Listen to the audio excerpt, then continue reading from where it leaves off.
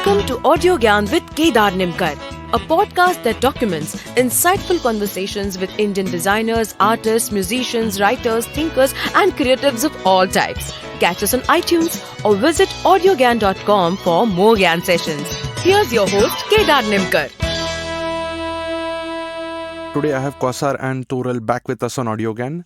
In part 1, with them we discussed Thespo, its origin, what made it run for 20 years, and which are the top 5 plays emerged out of Thespo. And also in the last 20 years, what was the long-term vision of Thespo and more. In this episode, we speak about Toral's and Q's observation about youth theatre in India and how do you remember so many plays that you watch, that you read and stumble upon. And for that I've come up with 5 questions. So welcome back, guys, and again thank you for Hi, giving thanks for your time. having us again. Yeah. Thank you. So the first thing which I want to ask you is you have traveled across India and other parts of the world also. So for Thespo, so big and small centers both, right? So what is transpiring across? So where do you think the real action lies in terms of storytelling or any other pattern which you want to share and your observations mainly about Indian youth theatre? Anyone? So a couple of things have been happening, some of which we discussed in the last episode as well. So one of the big things that has happened in the last 10 years or so is that a lot of young people are now in control of creating their own work and publishing it, right? So you can have a blog where you can publish a novel or poems or short stories or, just your opinions on things. You could just pick up a handycam or your phone and you could make a movie and edit it on your laptop and you can put it on Vimeo or YouTube. You can record your own music and publish it online. So what has happened is that it has been an incredibly empowering period for young creators because now they can control their own means of production.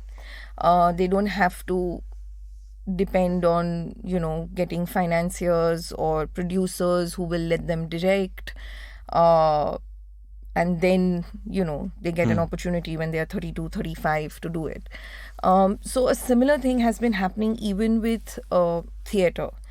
In the last few years, we have seen an incredible spurt in the new plays that are being written by young people. Like in Thespo 19, which is 2 years ago, all the 4 plays which made it to the festival were written and directed by creators under the age of 25. So here you have people who are writing their own stories, they're directing them, they're putting a group together and they're producing these plays. On the other hand, what has happened in quite a few centers across the country is that there has been an increase in smaller and more intimate performance spaces where these works can be shown or showcased, right? In Bombay, in Delhi, in Bangalore, in Pune, we have all these small art hubs and studio spaces and art galleries where young people are now also, they have a platform to showcase the work that they are creating. So that has been one of the larger trends that we have seen in the last 10 years. Why youth theatre has boomed, so to speak. In terms of, were you asking a question in terms of content, like the kind of work that's happening, or it's actually the kind of work which is happening also, and are there any recognizable pockets where theatre is booming? Because from my experience, from my understanding or my exposure, it's been Bombay, Pune. Bangalore is, I don't know, because maybe language barrier, but I don't know what kind of, because I've been in Bangalore for the last 6 years, and the kind of plays which I have seen there, at least at Rangashankara or other places, either if they come from Bombay, then I'm interested, but regional, I don't know. But you guys must be spotting, like looking at it in a different way. So yes, in terms of content and in terms of more content being produced? Right. So I mean, it has been parallel.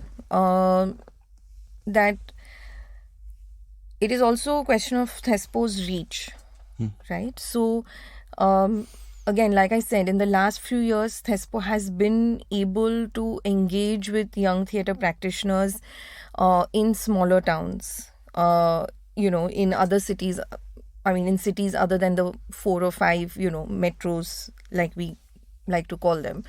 So, as a result of which, we are now able to access the work that young people are doing there. So, whether it is in Barasat, which is outside Calcutta, or Lucknow, or Islampur, or Ahmednagar, or Chandigarh, Srinagar, and even in the south, it's not just Bangalore or Chennai anymore.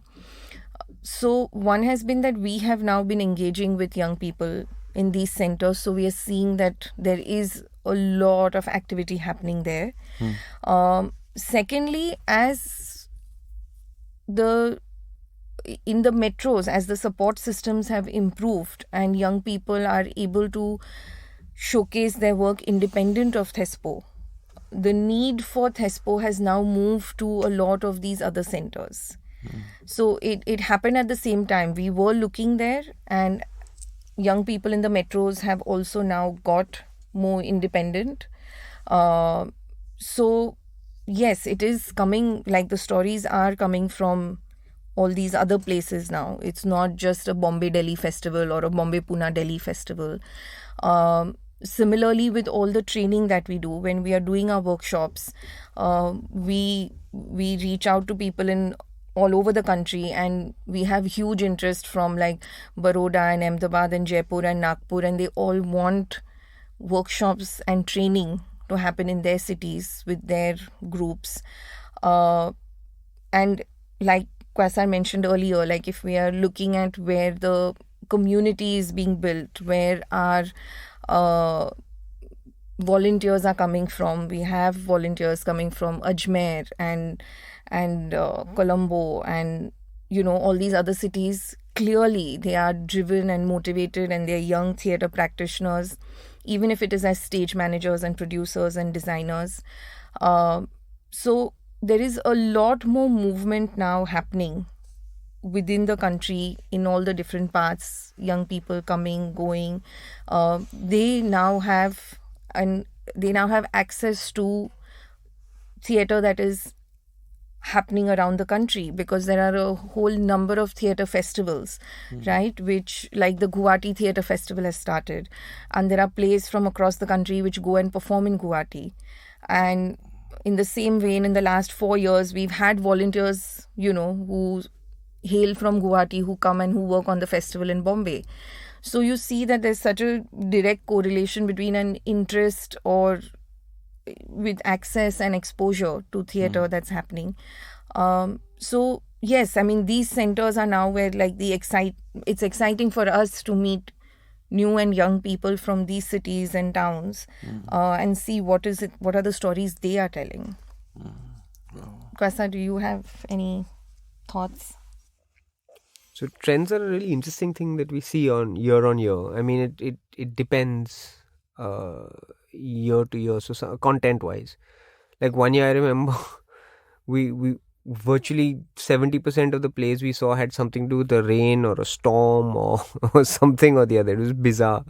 One year we watched, again, 70% of the plays ended up having guns in them, and I think these are all subconscious things that kind of creep in into how young people want to make work, what is influencing them in some way, as well as what is happening in the country, right? So after the Nirbhaya case, I remember a lot of the plays dealt with gender violence or women's issues, because suddenly that is what young people were reading about and talking about. So then those were the stories that were coming out. So that, I think that's a general thing that happens year on year. We do have no idea what it will be in a given year. It sometimes surprises us. Of the last few years, a lot of it has been about identity, about just trying to figure out who you are. which has been quite interesting in some ways to look at that. But in terms of where this stuff is coming from, Bangalore used to be a big hub for work. That I think has dipped a little bit. Part of it is I think the baton hasn't got passed on properly to the next generation. Delhi has always had a very active student theatre scene. So we always have a very clear connection with them, but it's their student theatre scene is always very competitive, and it's very hard to get them to stop thinking competition and start thinking festivals. It's a whole different wiring, which I think in Pune they have been able to do. So Pune, I think one of the vibrancy, not just of the plays that happened because of Purushottam or whatever, but also I just think a lot of those guys who've now stepped out and formed their own theatre companies and are doing more and more outside of this circuit is very, very interesting trend, right? You've got a Nata company, you've got Theatron, you've got 3 or 4 other companies that have now formed outside of the college circuit. They're no longer just doing the ekankis. They're trying to push envelopes and be really interesting with that. So I think Pune's really made a journey with that. Calcutta for a really long time was very dormant with regards to young work happening. And now there are 4 or 5 groups that are consistently trying to do stuff there. So it is, I mean, these are the big metros that we're talking about. But I mean, we had a play from Ahmednagar a couple of years ago that was so superb. You know, we're getting a lot more interest from places. I mean, there was a play from Jaipur that script-wise was pretty much my favorite play of the year. Unfortunately, the production wasn't strong enough to make it to the festival. And the other thing is that also Toral and I no longer go and watch everything. You know, we are really like in the background with regards to that. But based on the guys who go out and see stuff and come back and report, these are the kind of trends we're seeing. And it is interesting. And the thing about Thespo is you can come back year after year after year after year. So I mean, we've had a play that came from Pune actually that screened about the same play screened 3 years in a row, and it got better and better and better, and finally it was welcome to the festival. You know, so we're not an end in we're not a destination. We're not we're a conversation. Like just keep coming back. We want to see the plays take life. It's in the best interests of Thespo, best interests of youth theatre, best interest of all theatre that these plays have a life. But one of the big trends I think is the fact that books on a shelf no longer reflect what the new experience is. Earlier on, you could pick up a Tendulkar and pick up a Sakharam and say, see, that's, that angst connects with my angst, whether it's an urban angst or not. I think that no longer exists. So I think more and more younger people are wanting to write their own stories and tell their stories, because everything that's gone before now doesn't work. It's unimaginable to have a world without a mobile phone now. Just that simple. And those problems, those angst, those kinds of things, whether you're in a small town, a village, it doesn't matter, wherever you are. So yeah, I think people want to write their own stories now. They want to tell their stories. So more and more that is happening, which is very, very interesting. Yeah, it's an interesting space to be in, and yeah, exciting time ahead. It also, that determines the health of a theatre society. At the end of the day, we're all storytellers. We need to tell stories. We need to keep telling the stories of the now. We are the current storytellers. Let commercial theatre be the age-old, storytellers. They can tell stories of the past. They can be the historians. They have that luxury. So if you do a popular play, or if you do a Mahanirvan or a, Sakaram Binder or whatever, people will come because it has a heritage and it has a thing. But contemporary theatre is about being the storytellers of now.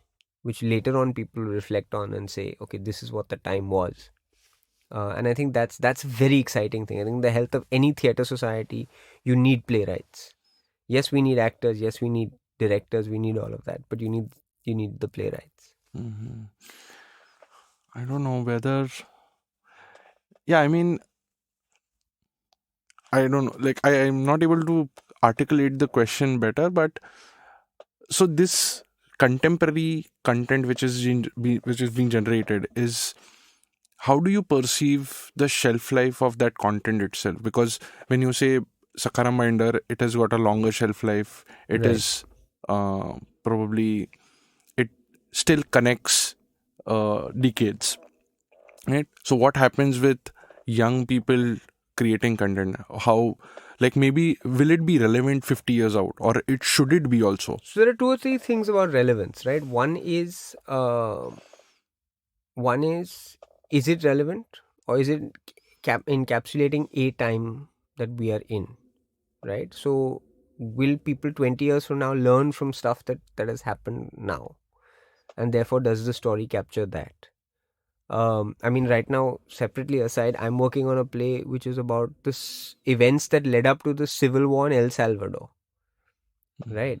So it's a play that's set in the 70s, right, in a South American country or a Central American country, and I'm doing it in India today.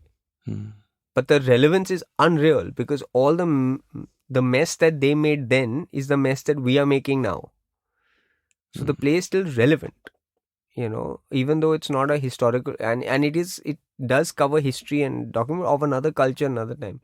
So sometimes the links are what you need to draw. I mean, the whole thing about how Shakespeare is still relevant, right? It's because it is about human beings. It is about human politics, dynamics.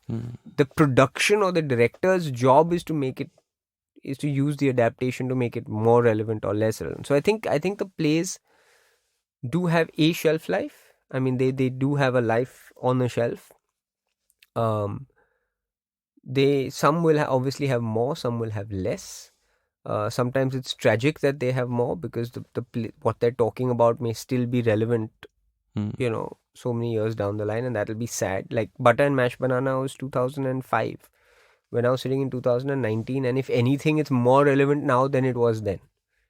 Because it talks about censorship, it talks about being extreme right and extreme left, and all the problems in between. So so I think that there is a I think they I don't know how much there's a datedness to it. Some plays might have it and need to be re-energized or reshuffled in order to be able to be more contemporary. Only time will tell. Yeah, I mean, maybe 15 years from now, the well-made play no longer exists, and everything has to be in a particular kind of format. Maybe that'll endure for 10 or 12 years, and then so everything that's gone before doesn't matter. And then suddenly someone will discover the well-made play again, and it'll all start mattering again. So we don't know. We have no idea where we're going to be. Yeah.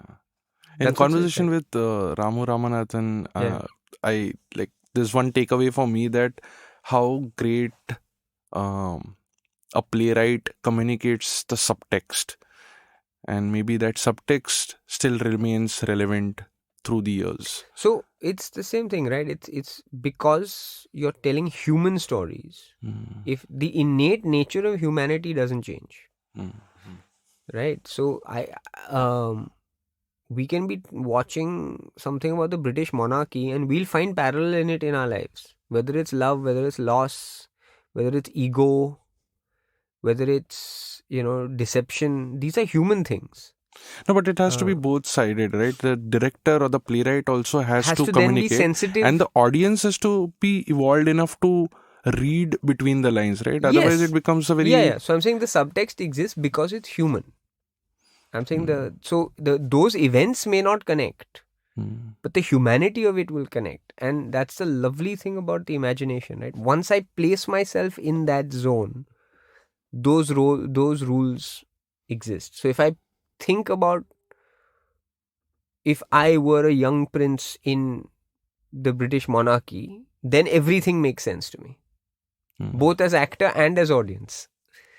And I think that's the wonderful thing about the human imagination. Why is Game of Thrones so popular? It's a fictitious, vague kind of thing, but we all see in it things, the best parts and the worst parts of us, the human dignity that is beautiful and the human depravity that is awful, but that yet we identify with. It will venture into a more different conversation, but yeah, then the director's thought process should be to create the right situation also, right? Yeah, I don't know if there's a should over there. It depends what you're trying to do. If you're trying to make a piece of theatre that's relevant, then you have some rules. If you're trying to give us an insight into a world that had gone by, then there's a separate set of rules. If you're trying to talk about the politics of it, then there's a different set of rules. If you're trying to talk to the humanity of it, there's a different set of rules. Based on what the focus area of a director needs to be, or really, why is the director telling us this story? And then automatically the rest will. I mean, if it's a commercial consideration, it'll be completely different. Munni Badnaam will turn up. It's a different issue. Because that is still a postmodern reference of today's time. But will it? Then the relevance of will it still be titillating 10 years down the line on stage? Or are you passing comment on it saying, look how depraved we were 20 years ago when we used to sing and dance with the Fevicol song, at weddings and at Ganpati, these things and whatever, like it's playing everywhere. Correct. So those are things for another time. I mean, it's how we tell stories of the past right now. It's also in the presentation. So it's not just in the writing or the direction. It's like he said, like what is, say, the music score that you select for a particular play. So, whether, I mean, everyone loves doing Shakespeare in India because our social structures, kind of make sense, whether it's a King Lear, and then how are you adapting it and how are you presenting it? Where are you presenting it? Are you presenting it in a very highly stylized way with like contemporary movement? Then the take home is going to be very different from it being like a straightforward, realistic presentation. I don't think at some point you mentioned that, the audience has to be that evolved to get the subtext. I think everyone is going to take home different things from the experience of watching a play. And I don't think it is a factor of being evolved or not. So there's no ideal audience as such? No, I think everyone gets different things from it. And what my personal reality is plays a huge factor in getting something out of it. Right? So, for example, if it is King Lear and it is a father doing Batwara between his 3 daughters and, on the basis of a declaration of who loves him the most. As a daughter, I'm going to watch that play very differently than you would. Right? If you come from a family where you have 2 or 3 siblings and there have been property issues, or you have historical property issues in your khandan with, your native place and family home or whatever, you're going to watch the play very differently from somebody who has not had to deal with problems of inheritance or money in their life. So I don't think it is a question of whether the audience is evolved enough. Like Quasar mentioned, there are going to be different things that we are going to identify with, right? And the story that will endure is a story that offers you more than just the events that are being depicted.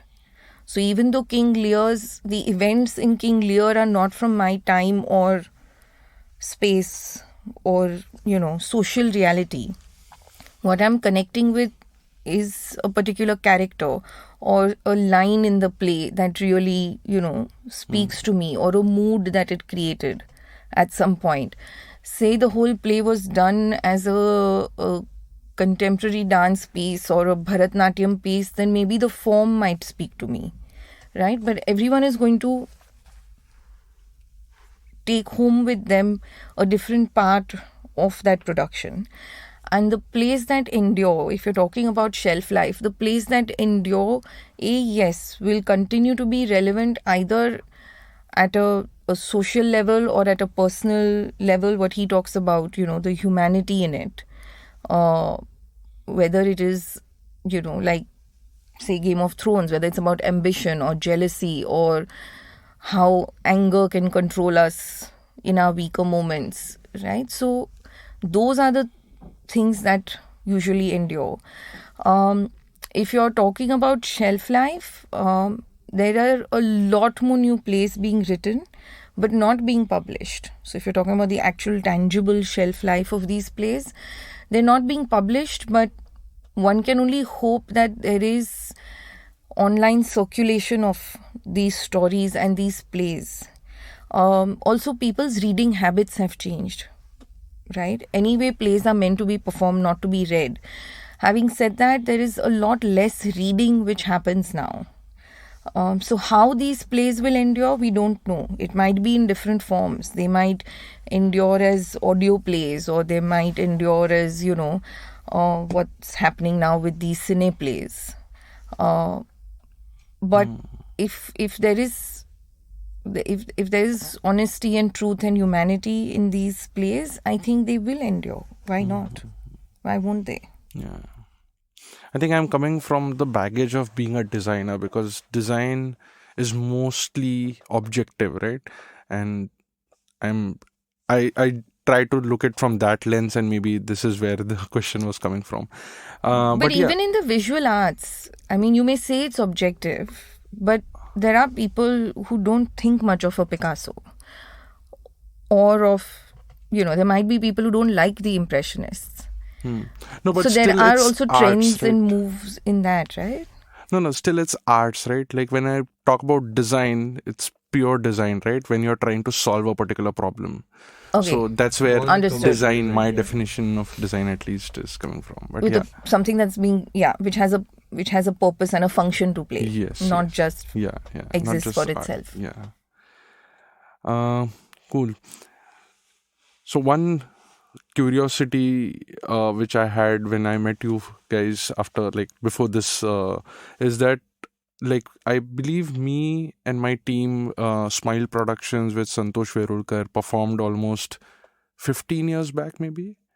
But yeah, you still remember the set to a certain extent, and what was the play about? So how do you, because you're consuming so many plays in a year, in years also, how do you remember what is that you observe, or how is it a personal thing, or is there something more abstract thought process to it? I think, I mean, it's actually quite ironic that we remember a lot of the landmark moments in our lives around, which Thespo it was, or which production we had put up that year. So, I mean, for me, memory sometimes works backwards. Like, I know that this happened to me when I was working on a play called Minorities, and we did Minorities in 2002. That means this happened to me in 2002, or like you said about the play. So it will be like, oh yeah, those were the years when Thespo was at NCPA, and, this play happened at NCPA, which means this was the year that we are talking about.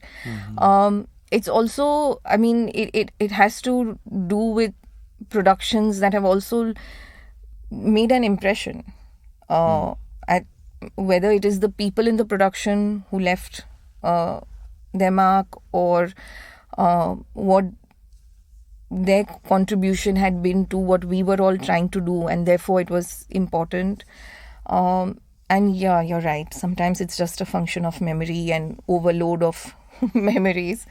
But that is where Quasar is very good. He remembers events and people and conversations with such precision that sometimes it's really scary. I mean, I think a lot of it is you remember stuff that you had fun doing, And I think we're very blessed to be in the arts and doing something that we enjoy.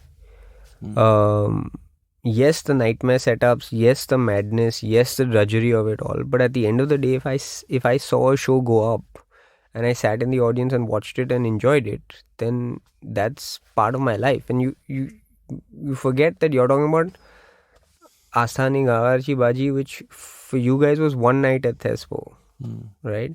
For us, it was 2 nights, one in Bangalore, one in Bombay. Right. But I'm saying for us, it was all the way from when it registered to screening to when it all the brochure matter coming in to the recast that happened to the helping and figuring out how the stage is going to be laid out to that day of actually doing that, or both of those days trying to booking everyone's tickets to go to Bangalore and back. So it appears that it was only a one in and out, but our interaction with it actually is much, much larger. And that feeling is very much about community, right?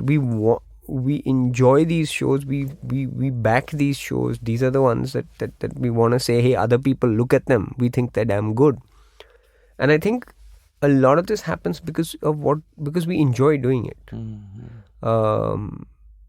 And Toral's right, like all our landmarks, our calendar is our life calendar is not based on years or months. It's based on what production were we working on where. Wow. And that's how we remember the year, and that's how we remember, that I watch a lot of shows in a year, and I try and remember a lot of them because I enjoy doing it. I enjoy watching them, So like we'll meet someone and Toral will be like, who is that? And I'm like, when we went to watch this play, they were sitting one row in front of us and, this and that, and we'd had this conversation. And it's because we enjoyed that play, and because we had that. So I think we're very blessed to be in that. All my landmarks. I mean, births and deaths are everything. Like right now, I'll tell you, my godson Rehan was born because I was in the UK working on Midsummer Night's Dream. We were in Scala House and the call came. That's why I remember his birth date. Right, based on the play I was working on at the time. Indran, it was the opening night for President is Coming. I was standing outside Prithvi watching Anuva Pal performed, and I got the call saying the kid has been born. Right? And that's how so all our lives are around the theatre. So the theatre is what then gives meaning to the rest of our life. It's not life that gives meaning to our life. It's really the other way. That's how we are. I think most theatre people, will be in this place. You remember places, spaces, days based on what show you were doing at the time, what rehearsal you were in at that time. That's what makes it fun. Cool. Very interesting. I wish I would have lived such a life. And what are the significant changes? This is actually in connection with the first question which I asked you. Like, what are any significant changes you have seen in youth Mumbai theatre especially? I want to narrow it further down to Mumbai in the last 20 years. I mean, with respect to performance or storytelling or production or music, lights, anything. Is there any pattern or is it ad hoc? Apart from the social circle we live in and the type of content we are consuming. But is it just guided by that, or are there any... So from a purely Thespo perspective, it's very strange, but Thespo is still needed in this city, but by people who are just about starting out. And the people who, this is me feeling, the people who should have the skills to mount really brilliant productions are coming to Thespo, but they aren't really mounting those brilliant productions because they don't really need it.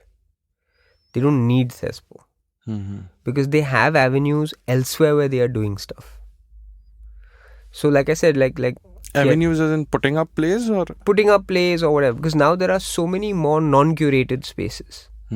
Right, and it's wonderful. I mean, you're talking about your, Overact or Veda Veda something's factory, or all these places, Odium, all these places have come up, and it's great. People are going and they have the avenues where they can do this work. So then they don't necessarily need a Thespo for a showcase, which is fine. So, and then that urban malaise sinks in, right? Which is that if I don't really need it, then I don't really put as much effort behind it as I should. Because if it doesn't happen here, I'll do it there. What's the difference? Why am I trying to reach that higher standard? Right? And we're not an easy festival to get into. I mean, last year we saw 206 plays and we picked 4. It's a tough festival to get into, but the point is that is where the rigor comes, and that's where the challenge comes in. Like what I talked about when we started, which is the fact that some of the work on display is better than any of the professional work out there. I mean, Butter and Mashed Banana, when we talk about it, we don't talk about it as a Thespo play. We talk about it as a play among anything I've seen in the world. It is up there, and that's the caliber and the challenge that a lot of work at Thespo has. A Geli 21 Varsh, which is another piece, is as fantastic about that. Kabaddi was performed at that level. So it is important for, yes, the only structure is the fact that people are under 25, but that's not a discount. That's not a reason. But I'm only under 20. Ghanta, you're only under 25. You're under 25, so you're going to work in this way, but your caliber has to be as good as anyone else, right? So we're not an easy festival to get into. So sometimes there is, with Bombay, there is a slightly more laid back kind of attitude that if I don't do it here, I'll do it somewhere else. No, but in terms of within form, what is happening more and more, one is cross-lingual work. As India or Indians, we are no longer monolingual people. So you're getting more and more plays that are Marathi English, Marathi Hindi, Hindi English, Hindi Kannada, English Kannada, like all sorts of mixes that are happening.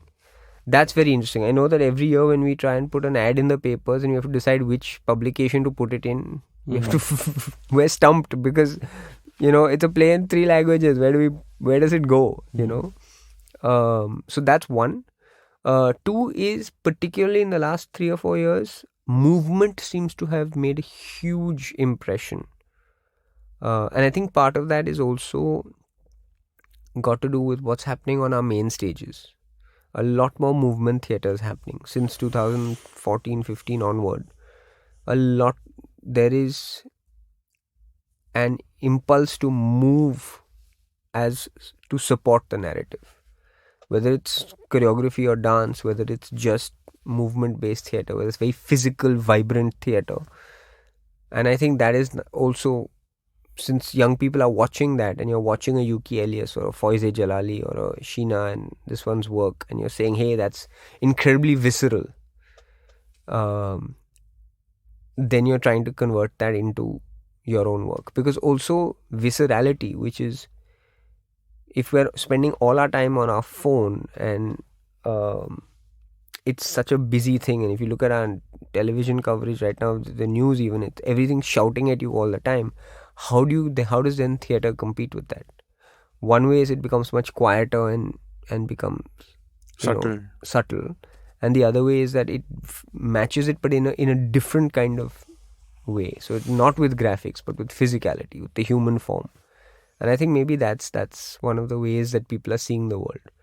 Ram Ganesh, who's a playwright from Delhi, told me once, from Bangalore, he told me once something we were chatting about, and I was like, yeah, on TV and film and so. And he turned to me and said, those aren't your competition.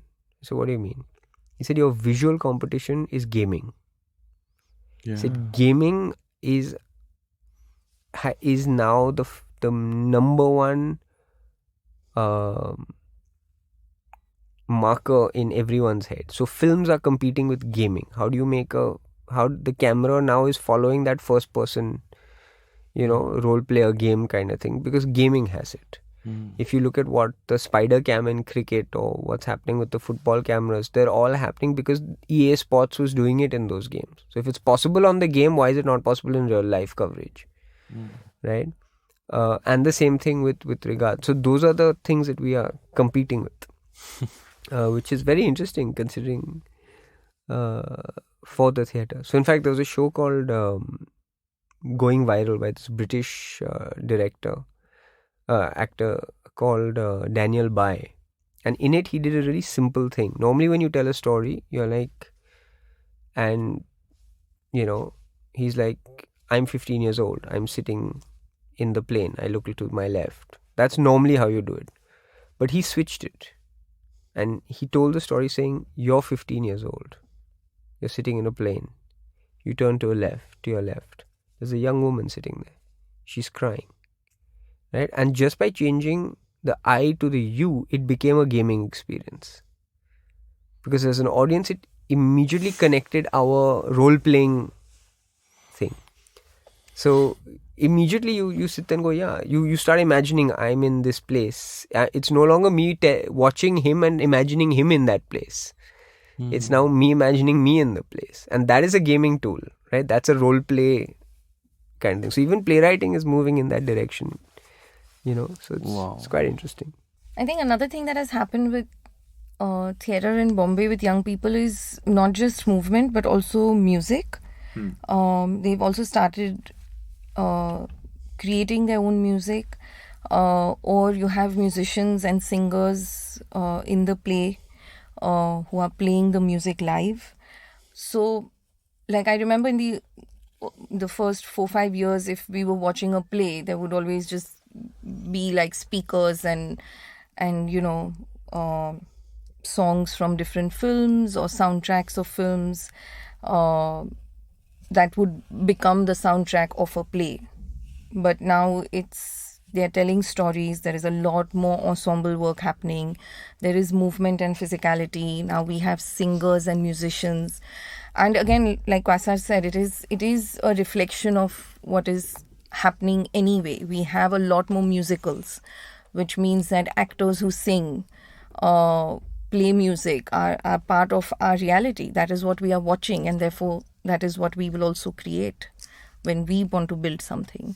And now that talent is also being made available. You can have a Beauty and the Beast and Aladdin and stories from a song where you have amazing actors with incredible singing chops, and can move and dance and do choreography. So now we also have the talent pool from which you can pick and choose to create this kind of work. So it's not just actors or directors or writers. It has now, the community has grown to include musicians and dancers and choreographers as well. You make it sound really and a very, very, very interesting space and time we are in. It is. I mean, yeah. It's fantastically exciting. Forget about as a theatre practitioner, as an audience member, I am like just so excited to be around at this time. Because the kind of spaces I get to go and watch stuff, the kind of places I go to watch, the kind of shows I'm watching, I mean, it's really very exciting. It is very exciting. Cool.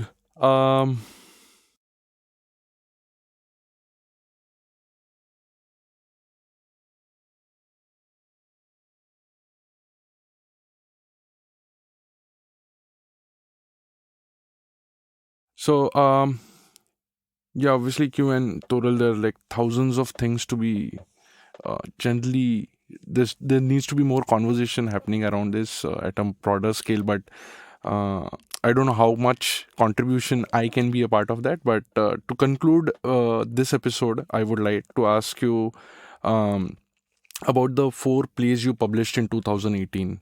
Can you tell us more about it and what, why, and... I think most of them were on our list of top 5. So we have, just to go back a little bit, the idea to publish these plays actually started 10 years ago. in 2008, and we tried to put something together. It felt like, one of those milestone moments. We are 10 years old and this is what we have to show for it. But for a huge range of reasons, we didn't end up executing it. And then last year we picked it up again. We said, okay, we are 20. We have a much bigger stack of plays from which we can pick and choose. And we approached Ramu Ramanathan, who very, very graciously agreed, even though I don't think he had the time to do it. He made the time for it. And Iravati Karnik, and they went through like 50 plays, 50 scripts. The 4 plays that have made it to this collection called Thespo Rights. One is Butter and Mashed Bananas, which is the play in English as part of the collection. Then we have Kabadi Uncut by Siddesh, which is a Marathi and Hindi play. We have a play called Nav, which is a Marathi play, which is also an incredible story about a young girl wanting to study, and all the problems that get in her way, and the social repercussions of the actions of the headmaster and so on. I'm not giving much out because I would love for people to buy the book and read the play instead. And the 4th play is Bhavar, which is Hindi and Rajasthani dialect play, which is, I think, probably the most recent play that was staged at Thespo. And that deals with identity. And it is this lone security guard at a factory property which has shut down and is abandoned. And he's on this unending duty, in charge of security of this venue, and he's waiting for his replacement. And it really makes you think about, in this highly industrialized time that we live in this space, digital space that we live in, where, as long as his phone had battery, he had a connection to the rest of the universe. And then what happens when those things get taken away, and how alone we actually are, even though we are supposedly connected with so many people in so many ways. So yeah, I mean, they're 4 really, really interesting stories that were all written by playwrights when they were under 25. They're not all under 25 anymore, but they were written at that time. They were produced, they were performed. They also had very memorable productions at Thespo.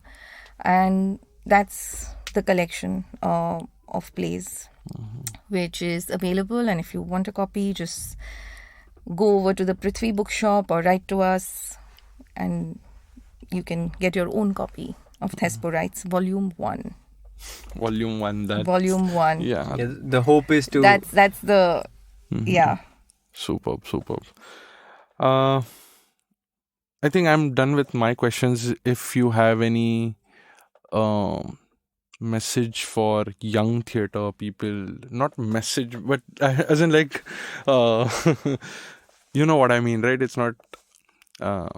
I mean, no, if there's someone... So 2 parts. One is obviously, I would like to be a part of it. So would be a lot of people. So how can they be a part of it purely as an audience also, because that's also needed equally.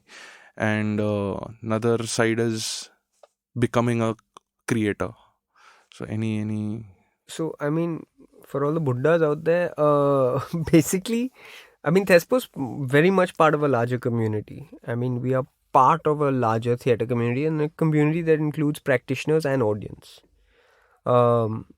So yes, it happens the main festival happens every December, but shows happen throughout the year as well at Prithvi in Bombay. But also, we're trying to look at performing in other places as well. Workshops happen throughout the year as well. And one of the reasons why Thespo stayed strong and still exists actually is because we're primarily crowd-funded initiative. It's a weird thing, but sponsors are not forthcoming if it's a qualitative product, right? If they want quantity, they want eyeballs and footfalls, and that's some of the stuff that we've come up against. One of the troubles of that has kept us held us back on certain occasions.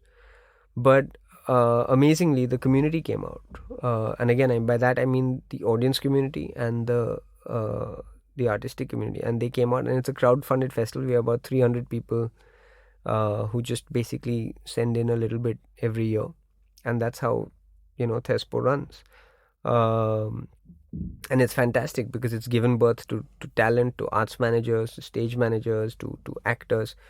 It's hard to switch on a television today and not realize that every second or third ad has someone who's connected some way with Thespo. Every Netflix series is full of Thespo talent. So it is really wonderful. Some of these guys who actually didn't want to do it at one point, they said, no, how can we make a career in the arts? And fortunately, they've remained, and they've kept one foot in the theatre as well. So yeah, I mean, Thespo.org is our website. Facebook, we are Thespo India. So just keep staying updated and check out. With regards to young people out there, the same handles with regards to how to get in touch. But if you've ever just wanted to get involved, if you want to tribe, if you just want to hang out, be part of something, just come. Like, just get in touch with us. We have people who just come on board, and they're like doodlers, and then through their doodling they have now got exposed to the theatre, and it's now part of their life. We have people who are scenic designers or space designers, like for exhibitions and stuff, and realize it wasn't for them, and then have come here and found some level of place to express and whatever. So yeah, if you are under 25, just come, get involved. This is not only for actors or only for directors or only people on the light side of the stage. It's also for people on the shadow side, people who don't want to be in the spotlight, who just want to sell a brochure or just be part of something much larger. And that's the real grease, because those are the guys who really make it happen. And it's a little bit of a tribe. It's just come be part. I mean, it's really funny. It's grown in such a wonderful way. Last year was our 20th year, and although Toral and I have been part of all 20 editions or 20 years, we are less and less involved, because it is a movement run by people under 25 for people under 25. And last year we were cutting a cake. It was 20 years, so everyone felt it's an important thing. So there was this kind of party that happened, and everyone said, "Q, please cut the cake." So I went to cut the cake, and then they said, "Make a speech." So it was the first time ever that I've had to make a Thespo speech where I've actually had to introduce myself. And I don't see that as a problem. I think that's a wonderful thing. Like, I had to actually explain to people that, hi, I'm someone who was part of it when it began, because now everyone else is running with it, and that's a beautiful thing. And one guy came up to me after and said, when you spoke, the way everyone listened, you'll go far. And I was like, thank you. Brilliant. Yeah, it's great. Yeah, it's like that's really what it's about. Where Thespo is larger than it's the idea. It has to be larger than the people that run it. It has to be. Brilliant. Toral, you want to? Yeah, I mean, basically, if you're under 25 and you're interested in theatre, just do it.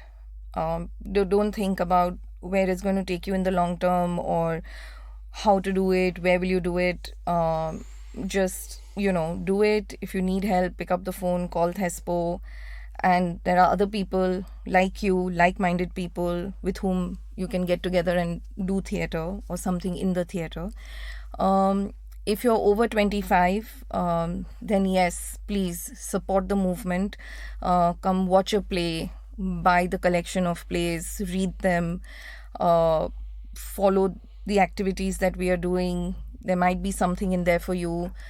Send in whatever little monetary support you can send in so that the movement can keep going and keep growing. Yeah, that's basically the message for everyone out there. Cool. I hope it reaches to at least good number of people, and yeah, you get it. Okay, I think this is a good note to end this. I'm really, I don't know, I'm honored, I'm happy that you guys gave your time, and it was wonderful talking to you. Thank you so much for your persistence in following up with us and making it happen, because it was really fun. Yeah, no, thank you so much. What a lovely morning. Cool. Okay, thank you. Bye. That's it. Bye. Bye. Go Audiogyan. And that's it from today's Gyan session. Catch us on iTunes, Saavn, Stitcher or any podcasting app you use. Do rate us on iTunes and follow us on Twitter, Facebook and Instagram. Stay tuned for more Gyan on audiogyan.com. Till then, bye.